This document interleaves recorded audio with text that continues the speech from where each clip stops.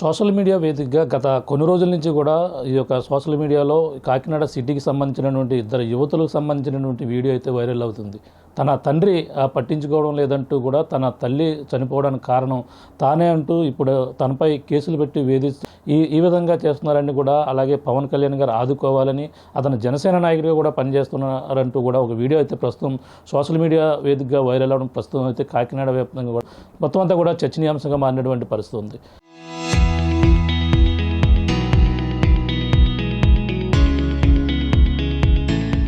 దీనిపై అసలు కాకినాడ సంబంధించినటువంటి మత్స్యకార నాయకుడు, అలాగే ఉమ్మడి తూర్పుగోదావరి జిల్లాకు సంబంధించినటువంటి నాయకులు ఎవరైతే ఉన్నారో, అలాగే మల్లాడి రాజు, ఆయన తూర్పుగోదావరి జిల్లా మత్స్యకార వికాస అధ్యక్షుడిగా కూడా పనిచేస్తున్నారు. అతనిపై అయితే తమ కుమార్తెలు ఆరోపణలు అయితే చేస్తున్నారు. అసలు ఆ విధంగా ఆరోపణలు చేయడానికి గల ప్రధాన కారణం ఏంటి, సోషల్ మీడియా వేదికగా ఇప్పుడైతే ఎందుకు చర్చనీయాంశంగా మారుతుందని కూడా మరిన్ని విషయాలు తెలుసుకునేందుకు, అలాగే మనకైతే ప్రస్తుతం యువతలు ఎవరైతే ఉన్నారో, అలాగే జయశ్రీ అలాగే గీతాశ్రీ ఇద్దరు ఉన్నారు. అలాగే ఇద్దరు కూడా జయశ్రీ గీతాశ్రీ ఇద్దరు కూడా తన తండ్రి ఈ విధంగా చీట్ చేశారంటూ కూడా ఇప్పుడైతే సోషల్ మీడియాకి అయితే రావడం జరిగింది. ప్రస్తుతం మాట్లాడే ప్రయత్నం చేద్దాం. ఏం జరిగిందమ్మా అసలు? ఇప్పుడు ఈ ఘటన మీరు సోషల్ మీడియా వేదిక రావడం కారణం ఏంటి? పవన్ కళ్యాణ్ గారు కూడా ఆదుకోవాలని కూడా చెప్పడం జరిగింది. అసలు ఏం జరిగిందమ్మా? మా డాడీ 2016లో మా అమ్మగారు ఉండగానే సెకండ్ మ్యారేజ్ చేసుకున్నారు సార్. ఏం పేరమ్మా? మా అమ్మగారి పేరు మల్లాడి మాన్సా సార్. మా నాన్నగారి పేరు మల్లాడి రాజు. మా అమ్మ ఉండగానే 2016లో మ్యారేజ్ చేసుకున్నారు సార్. డాడీకి ప్రైవేట్ స్కూల్స్ ఉన్నాయి సార్. అందులో పనిచేసే ఇన్ఛార్జ్ ఆవిడని తీసుకుని వెళ్ళిపోయారు సార్. అప్పుడు నేను 6th క్లాస్ చదువుతున్నాను సార్. అప్పుడు తెలియని ఏజ్ సార్.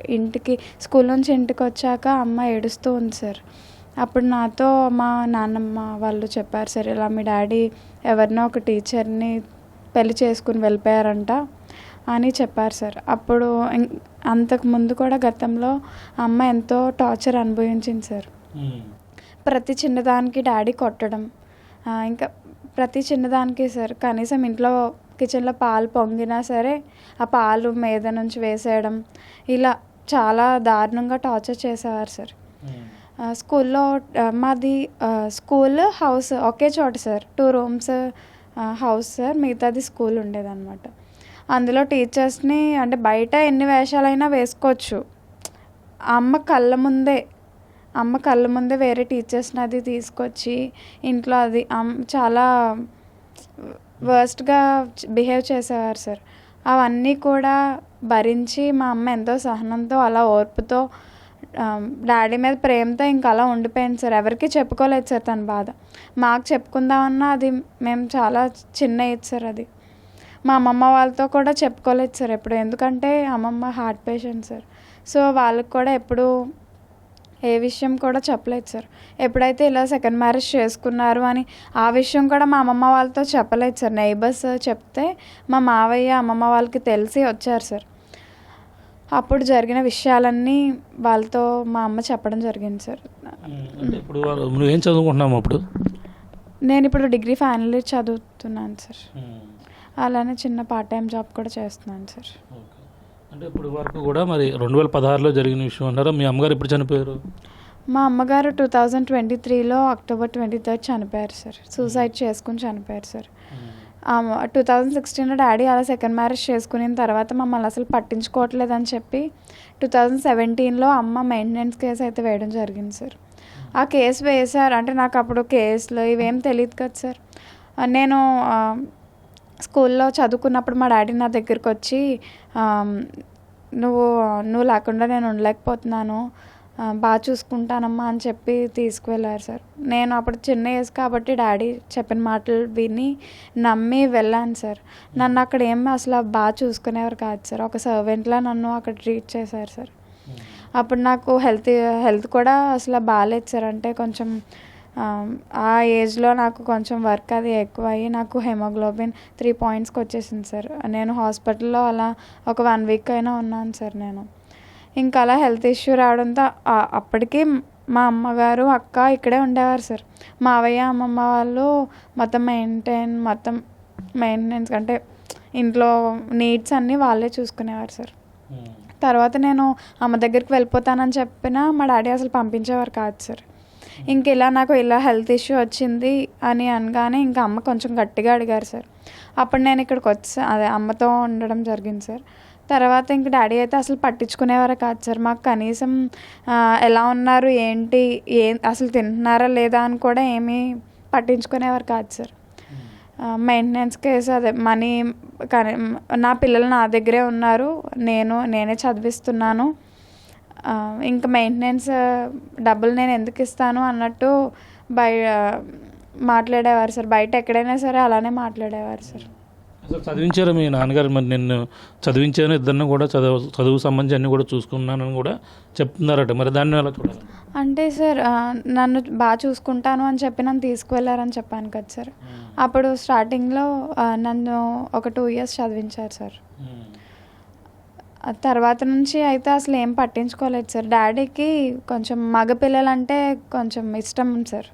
అంటే కూతుర్లు అంటే ఆడపిల్లలు అని మమ్మల్ని కొంచెం అవాయిడ్ చేసేవారు సార్. ఎప్పుడైతే ఇంకా వాళ్ళకి అబ్బాయి పుట్టాడో ఇంకా అప్పటి నుంచి కనీసం అప్పటి వరకు మాట్లాడేవారు. తర్వాత నుంచి మేము ఎలా ఉన్నాం ఏంటి అనేది కూడా పట్టించుకునేవారు కాదు సార్. అమ్మ 2023లో చనిపోయిన తర్వాత అంటే సూసైడ్ అటెంప్ట్ చేశారు.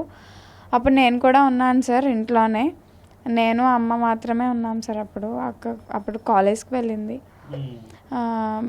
ఇలా సూసైడ్ చేసుకుంది, హాస్పిటల్కి తీసుకువెళ్ళాము. అప్పుడు కూడా నేను మా డాడీకి కాల్ చేసి చెప్పాను సార్, ఇలా అమ్మ చావు బ్రతుకుల్లో ఉంది డాడీ, ఆఖరి చూపు వచ్చి చూసుకోండి అని కూడా నేను ఎంతో బతిమాలాను సార్. నేను రాను అని చెప్పి కొంచెం మా కాల్స్ కూడా లిఫ్ట్ చేయకపోవడం అలా చేశారు సార్.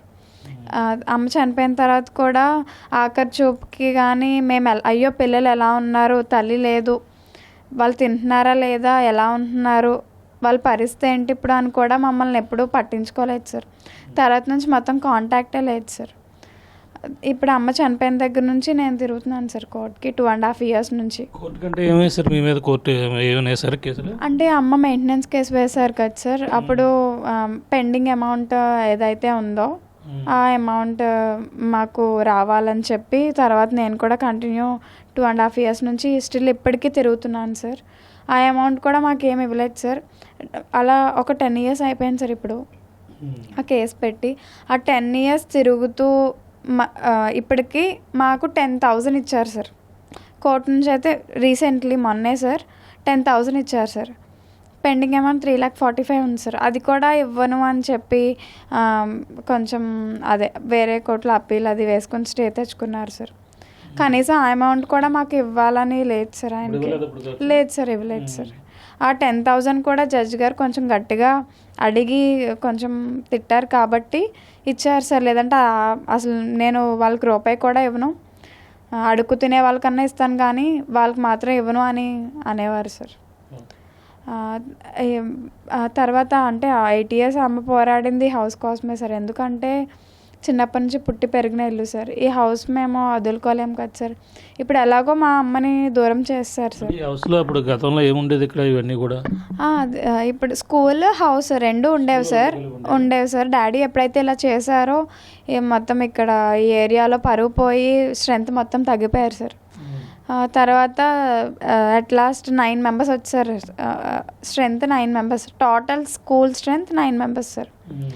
కానీ డాడీ ఏదో సోషల్ మీడియాలో సుమన్ టీవీ ద్వారా ఆ 9 members అని మెన్షన్ చేయకుండా ఉన్న పిల్లలకు కూడా మా చిన్నమ్మాయి టీసీలు ఇచ్చి పంపించేసింది, స్కూల్ తీసేశారు అని తప్పుగా చెప్పారు సార్.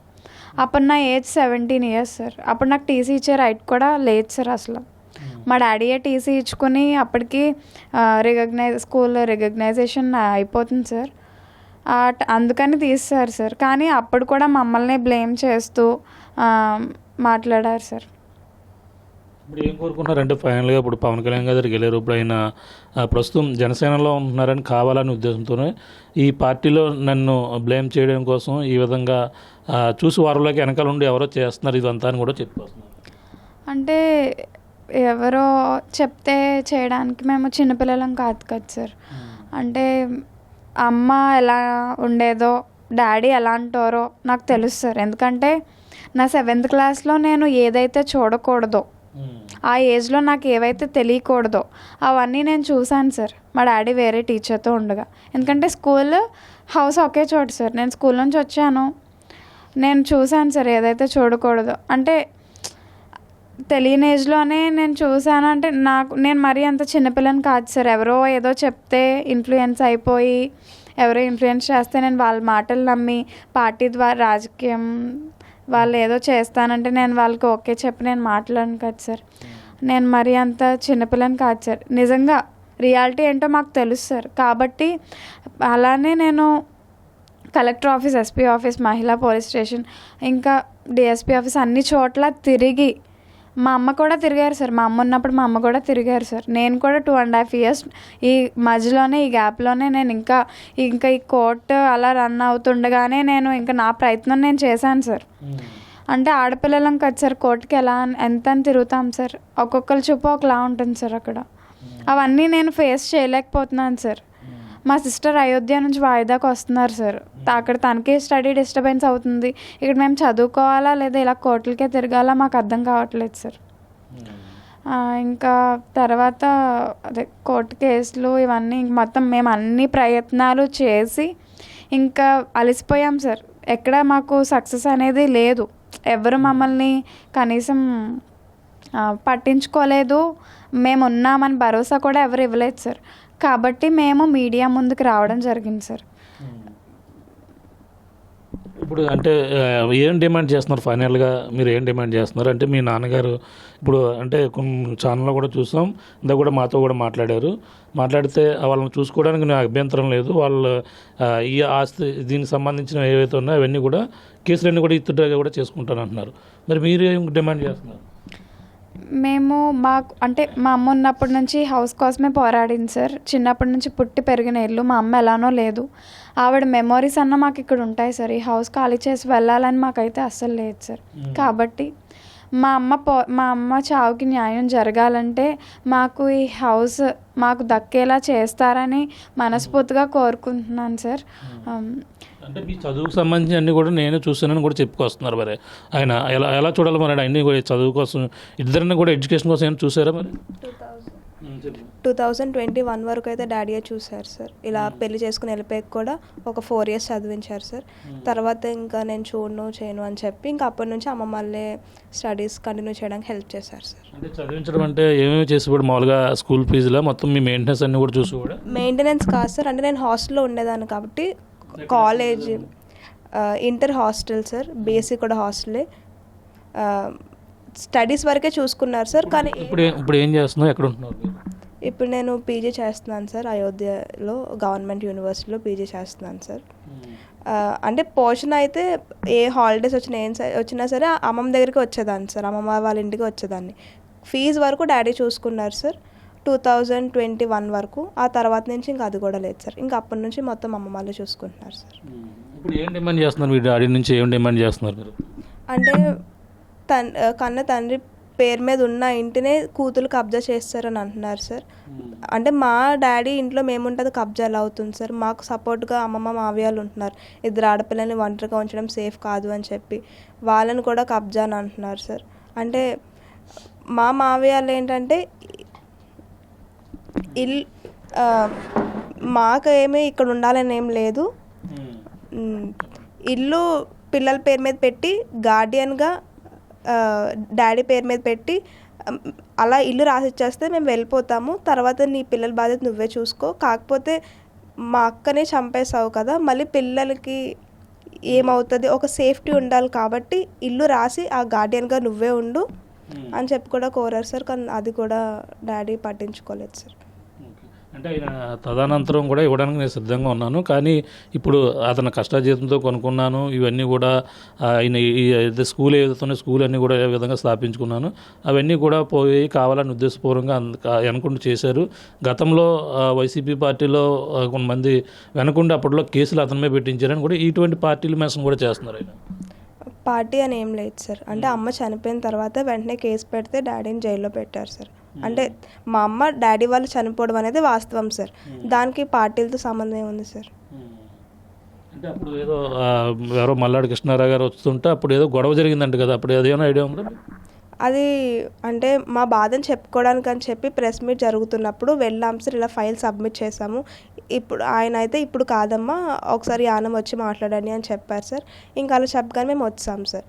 కానీ అంటే 200 మెంబర్స్ ఉన్న టైంలో ప్రెస్ మీట్, కెమెరా, మీడియా మొత్తం అందరూ ఉన్న టైంలో మేము ఏమైనా కొట్టడం అనేది జరిగినా సరే ఆ విషయం అప్పుడే బయటకు వచ్చేది కదా సార్. అవన్నీ వాస్తవాలు కాదు సార్. కానీ డాడీ ఇలా ఫేక్ కేసులు పెడుతున్నారు సార్. వెళ్ళడం వాస్తవమే, కాకపోతే మా బాధను చెప్పుకోవడానికి వెళ్ళాం సార్, గొడవ చేద్దామని అయితే కాదు. మమ్మల్ని చూసి మా డాడీ వెంటనే అక్కడ నుంచి వెళ్ళిపోయారు సార్. అంటే ఆయన ఇప్పుడు ఒకటే అంటున్నాడు, అంటే నేను ఇప్పుడు జనసేనలో తిరుగుతున్నాను, కొంతమంది జనసేనలో ఉన్న వాళ్ళు కూడా నాకు అపోజిషన్గా అండి వాళ్ళందరూ కావాలని ఉద్దేశపూర్వకంగా మా పిల్లలు ఇప్పుడు దాకా మీడియాకి రాలేదు, వాళ్ళు ఎప్పుడు సోషల్ మీడియాకి రాలేదు, కేసుల పరంగా ఇదవుతుంటే సరే ఏదో ఒకటి క్లియర్ అవి వాళ్ళు ఎప్పటికప్పుడు తెలుసుకుంటారని ఉద్దేశంతో అలా ఉన్నానని కూడా ఆయన చెప్పుకొస్తున్నారు. మీ వెనకాల ఇంకా అంటే వైసీపీ లేదంటారు, పక్కన జనసేన నాయకులు ఎవరైనా ఉన్నారా, లేదంటే ఇంకో పేరు కూడా మెన్షన్ చేశారు, బొజ్జ ఐశ్వర్య అనే పేరు ఏదో పెట్టారు, ఇటువంటి ఎవరన్నా మీతో మాట్లాడడం కానీ జరిగిందా కేసు విషయం మీద? బొజ్జ ఐశ్వర్య గారు ఎలా వచ్చారంటే సార్, అప్పుడు అమ్మ చనిపోయింది సార్. అమ్మ చనిపోయినప్పుడు బాధని ఎలా చెప్పుకోవాలో తెలియక మా మావయ్య ఫేస్బుక్లో అయితే పోస్ట్ చేశారు సార్. ఆ పోస్ట్ చూసి బొజ్జ ఐశ్వర్య గారు వచ్చి మాట్లాడారు సార్. పార్టీ పరంగా అయితే కాదు సార్. అంటే ఈ విషయం అంటే మేము అన్ని ప్రయత్నాలు చేసామో ఏం న్యాయం జరగలేదు అని మేము మెన్షన్ చేసిన వల్ల ఇంకా మేము అనుకుంటున్నాం సార్ మీడియాకి ఇవ్వాలి అని మేము అనుకుంటున్నాం సార్. కానీ మాకు ప్రజెంట్ అంత ఫైనాన్షియల్గా మాకు ఏం బాగాలేదు సార్, అంత స్తోమత కూడా లేదు సార్. కాబట్టి మాకు ఎలా ఇవ్వాలో తెలియదు, అసలు ఏం తోచని పరిస్థితిలో ఆవిడ వచ్చి మమ్మల్ని మాతో బాగా మాట్లాడి అది కొంచెం రెస్పాండ్ అయ్యారు సార్. అంతే తప్ప పార్టీ పరంగా అమ్మ మీరు ఇలా చేయండి అమ్మ అలా అంటే వాళ్ళ బెనిఫిట్స్ కోసం అయితే చేయలేదు సార్. కానీ ఆవిడ వల్లే నిజంగా మా ప్రాబ్లం అనేది అందరికీ తెలిసింది. ఇప్పుడు కూడా మేము జనసేన పార్టీ ఉప్పాడ పేజ్ వాళ్ళు మేమే అప్రోచ్ అయ్యి వాళ్ళనగా వాళ్ళు మా దగ్గరికి రాలేదు సార్. అంటే ఇది అదేదో పవన్ కళ్యాణ్కి వెళ్ళాలనే ఉద్దేశంతో ఆవిడ చేయించారని కూడా అంటే మేమే అప్రోచ్ అయ్యి అన్నయ్య మాకు ఇలా ఉంది, మా సిచ్యువేషన్ ఇది, ఏం చేయాలో అర్థం కావట్లేదు అన్నయ్య, ఇలా కేసులు అవి ఉన్నాయి అని అంటే రవితేజ అన్నయ్య, కిరణ్ అన్నయ్య వీళ్ళు ఇద్దరు వెంటనే మాకు రెస్పాండ్ అయ్యి వెంటనే మేము ఉన్నాము అని స్టాండ్ తీసుకుని వాళ్ళు మాకు ఎంతో సపోర్ట్ ఇచ్చి మా ప్రాబ్లం బయటికి తెచ్చారు సార్. నిజంగా వాళ్ళే సార్ కొంచెం బయటికి అది వచ్చి అంటే పవన్ కళ్యాణ్ గారు ఎంతోమంది ఆడవాళ్ళకి అన్యాయం జరిగితే ఆదుకుని వాళ్ళకి న్యాయం చేశారు సార్. అదే నమ్మకంతో మేము మా ప్రాబ్లం ఖచ్చితంగా సాల్వ్ అవుతుంది అనే నమ్మకంతో మేము మీడియా ముందుకు వచ్చాం సార్. ఇంకా ఆయనే చూసుకోవాలి సార్. అంటే ఎలానో మా డాడీ ఆ పార్టీలోనే ఉన్నారు కాబట్టి ఆయనే కరెక్ట్ సార్. పవన్ కళ్యాణ్ గారు ఖచ్చితంగా మాకు న్యాయం చేస్తారని మేము మనస్ఫూర్తిగా కోరుకుంటున్నాం సార్. ఇప్పుడు వీడియో పెట్టారు మీరు ఇన్స్టాగ్రామ్ వేదికగా, సోషల్ మీడియాలో ఇప్పుడు అంతా వైరల్ అవుతుంది. దీనిపై ఎవరైనా స్పందించి ఏమైనా ఫోన్ చేశారా పవన్ కళ్యాణ్ ఆఫీస్ నుంచి? కానీ హోంమంత్రి అనిత కూడా స్పందించారని కూడా తెలుసుకొస్తుంది. ఏమన్నా హోంమంత్రి అనిత గారు అయితే స్పందించారు సార్. వన్ టౌన్ పోలీస్ వాళ్ళు మాకు ఆదివారం వచ్చారు సార్ మా హౌస్కి. సాటర్డే వీడియో అప్లోడ్ చేసాము, ఆదివారం వెంటనే మాకు వితిన్ 1 డేలోనే మేడం మమ్మల్ని వెంటనే స్పందించి పంపించారు sir. Thank you so much Anitha గారు ఫర్ యువర్ రెస్పాన్స్. ఇలానే ఈ వీడియో సీఎం గారికి, డిప్యూటీ సీఎం గారికి ఖచ్చితంగా చేరి మాకు తగు న్యాయం చేయాలని మేము మనస్ఫూర్తిగా కోరుకుంటున్నాము. అలానే మా డాడీ నుంచి మాకు అయితే థ్రెట్ ఉంది కాబట్టి మాకు ప్రొటెక్షన్ కూడా ఇవ్వాల్సిందిగా కోరుకుంటున్నాం సార్. 2016లోనే మేము విడిపోయామని కూడా మీ ఫాదర్ ఎవరైతే ఉన్నారో ఆయన చెప్పుకొచ్చిన పరిస్థితి ఉంది. అది ఎలా చూడాలి? విడిపోవడం అనేది అయితే జరగలేదు సార్. అంటే 2016లో మా డాడీ సెకండ్ మ్యారేజ్ చేసుకున్నారు, అమ్మ ఉండగానే చేసుకున్నారు సార్. అప్పుడు అమ్మకి డాడీకి అసలు డివోర్స్ కానీ అసలు విడిపోవడం లాంటివి అయితే ఏం జరగలేదు సార్. రీసెంట్లీ మీడియా సమావేశంలో అయితే మా డాడీ అలా చెప్పడం జరిగింది. దానికి నేను ఇప్పుడు ఏం చెప్తున్నానంటే, ఇప్పుడు 2016లో మా అమ్మగారు నాన్నగారు నిజంగా విడిపోయి లేదా ఆయన దగ్గర ఏమైనా ప్రూఫ్స్ డివోర్స్ లాంటి ఏమైనా ఉంటే ఒకవేళ నిజంగా ప్రూఫ్ సబ్మిట్ చేస్తే తక్షణమే మేము ఈ హౌస్ ఖాళీ చేసి వెళ్ళిపోతాం. ఎందుకంటే అసలు విడిపోవడం అనేదే జరగలేదు. అమ్మ ఉండగానే డాడీ మ్యారేజ్ చేసుకున్నారు. అదే చాలా తప్పు అంటే ఇలా ఇంకా చాలా తప్పుగా చెప్తున్నారు. అమ్మ చనిపోయింది కాబట్టి ఎన్నో చెప్తారు, కానీ 2016లో అయితే మా అమ్మగారు నాన్నగారు అయితే విడిపోలేదు. ప్రూఫ్స్ ఏమైనా సబ్మిట్ చేయండి, అప్పుడు మాట్లాడదాం. అంటే అప్పుడు మానసిక ఒత్తిడి ఇదవి ఎక్కువగా ఆలోచించి ట్యాబ్లెట్లు వేసుకుని ఇదే దానివల్ల చనిపోయిందంటే ప్రూఫ్స్ కూడా ఉన్నాయంటున్నారు ఆయన. ప్రూఫ్స్ ఉంటే అంటే ఆల్రెడీ నేను చెప్పడం జరిగింది సార్. అమ్మ ఈటీఎస్ కోర్టుకి తిరుగుతూ ఉండగానే కోర్టుకి వెళ్ళిన ప్రతిసారి నువ్వు చనిపోతే నాకు ఏ గొడవ ఉండదు, నువ్వు చనిపో అని చెప్పేసి ఎన్నోసార్లు మాట్లాడారు. నా పిల్లలకి న్యాయం చెయ్యి అని మా అమ్మ కోరినప్పుడు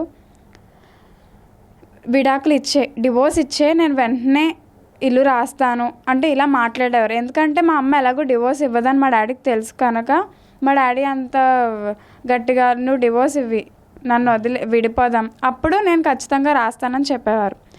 మా అమ్మకైతే డివోర్స్ ఇవ్వడం మా అమ్మకి ఇష్టం లేదు కాబట్టి అంటే అప్పుడు 16లో వెళ్ళిపోయింది, ఇక్కడ నుంచి వెళ్ళిపోయి నా దగ్గర నుంచి మళ్ళీ వచ్చింది నా దగ్గరికి కూడా చెప్పుకొస్తున్నారు ఆయన. 2016లో ఇలా మ్యారేజ్ చేసుకున్నాకైతే మా అమ్మ ఒక 1 month or 2 months అమ్మమ్మ వాళ్ళ ఇంట్లో ఉండడం తప్ప మా అమ్మ అయితే ఇక్కడ ఎప్పుడైతే ముందు నుంచి మేము పుట్టి పెరిగిన ఇల్లు ఇక్కడే ఉంటున్నాం కాబట్టి డాడీ అలా సెకండ్ మ్యారేజ్ చేసుకున్నా సరే మేము ఇక్కడే ఉన్నాము.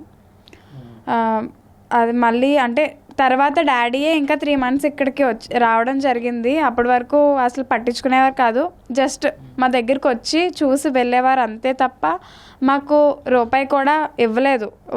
నిజమే, మళ్ళీ 2-3 months కలిసి ఉండడం నిజమే, కానీ మా డాడీయే వచ్చారు. అంటే మేము ఎలాగో ఇక్కడే ఉండేవాళ్ళం కాబట్టి మా డాడీయే 3 months వచ్చి ఉన్నారు.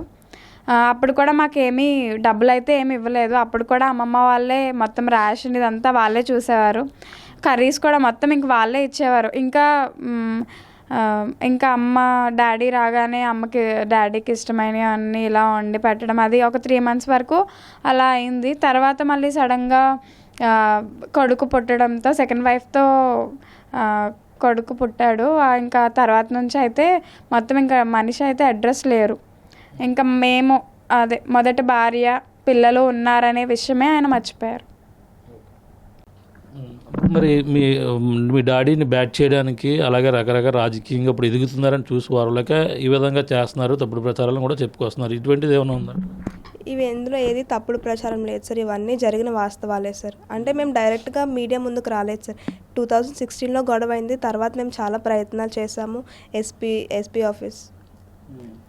ఆఫీస్ డిఎస్పీ ఆఫీస్కి, మహిళా స్టేషన్కి, ఈవెన్ కౌన్సిలింగ్కి, మొత్తం ఫ్యామిలీ కోర్ట్ కౌన్సిలింగ్ ఉంది. ప్రతి చోట తిరిగి ఈవెన్ తెలిసిన పెద్దవాళ్ళతో కానీ సెటిల్మెంట్కి అన్నీ మాట్లాడి అవన్నీ ప్రయత్నాలు చేసి ఏది పని అవ్వకే మేము ఇన్స్టాగ్రామ్ వేదికగా వచ్చాం సార్. అంతేగాని డాడీని బ్యాట్ చేయని అయితే కాదు సార్.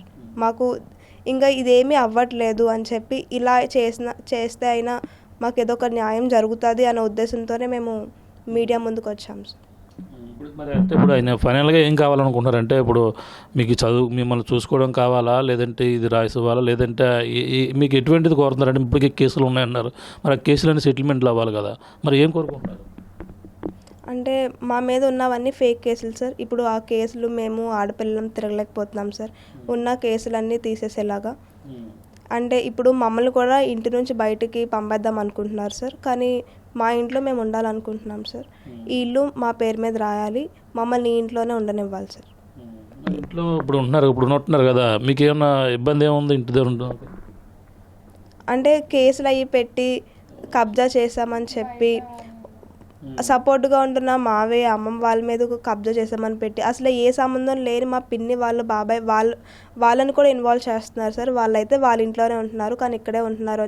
అంటే మాకు సపోర్ట్గా ఉంటున్నారు, మమ్మల్ని చూసుకుంటున్నారు. వీళ్ళని కూడా వీళ్ళు దూరం చేస్తే ఇంకా వీళ్ళు రోడ్ మీద పడిపోతారు, ఇంకా నాకంటూ ఏ అడ్డు ఉండదు అని చెప్పి మా డాడీ వాళ్ళని కూడా ఇబ్బంది పెడుతున్నారు సార్. ఇప్పుడు వాళ్ళు కూడా చూసుకోకపోతే ఇంకా ఆడపిల్లలు మేమైపోతాం సార్. అలానే ఇంటికి రౌడీలు అది పంపించి తాగిన వాళ్ళని అది పంపించి మమ్మల్ని అయితే బూతులు కూడా తిట్టించడం జరిగింది సార్. ఎన్నాళ్ళ క్రితం మరి ఈ జరిగిన విషయం? 2024లో కూడా అయింది సార్. అండ్ రీసెంట్లీ కూడా ఒక 1 month ఎగో సార్. అప్పుడు కూడా అలానే అయింది సార్. కానీ మాకు అంటే వీడియో తీసి అంత అంటే వెంటనే ఆ ఆలోచన మాకు రాలేదు సార్. వచ్చే వాళ్ళు వచ్చిన వాళ్ళు ఏమన్నారు, మమ్మల్ని ఏ విధంగా బెదిరించారు? ఈ హౌస్ ఖాళీ చేయండి లేదంటే మీ డాడీ చంపేస్తాను అంటున్నారు. ఈ హౌస్ ఖాళీ చేయకపోతే అదే ఒప్పుకోను అంటే కొంచెం బూతులు సార్. అంటే ఆడవాళ్ళని అదే బూతులు అది తిట్టి అలా మాట్లాడుతున్నారు సార్. మెయిన్ ఏంటంటే ఖాళీ చేయాలి, ఈ హౌస్ ఖాళీ చేయాలి అని మాత్రమే ఆయన ఏ వీడియో పెట్టినా లేదా ఎవరితో మాట్లాడినా మెయిన్ ఈ హౌస్ ఖాళీ చేయాలి. కేసులు కూడా అందుకే పెడుతున్నారు సార్. ఎందుకంటే అంటే మేము ఇక్కడ ఉండడం ఆయనకి ఇష్టం లేదు సార్. ఆడపిల్లలం కదా సార్. ఈ హౌస్ కూడా లేకపోతే ఎక్కడికి వెళ్తాం సార్. కాబట్టి మేము మాకు అండగా వాళ్ళు ఉంటున్నారు, వాళ్ళని కూడా ఇబ్బంది పెట్టి ఇప్పుడు వాళ్ళు కూడా మేము చూడడము మాకెందుకు తలపోటు అని అనుకోవచ్చు వాళ్ళు. కానీ ఏంటంటే ఆడపిల్లలు అని వాళ్ళు మాతో ఇంకా అలా ఉంటున్నారు. అంటే నేను ఇక్కడ ఇది స్కూల్ పెట్టాను, ఈ స్కూల్ ఇది ఏదైతే స్థలం ఉందో స్థలం మా కుటుంబ సభ్యులు మా అమ్మగారు ఆ కుటుంబ వారసత్వంగా వచ్చి కొనుక్కున్నది. అలాగే ఇది నా యొక్క కష్టజీవితంలో కొనుక్కున్నది. నా తదనంతరం కూడా పిల్లలకి ఇస్తానికి నాకు సిద్ధంగా ఉన్నానని చెప్పి కూడా చెప్పుకొస్తున్నారు.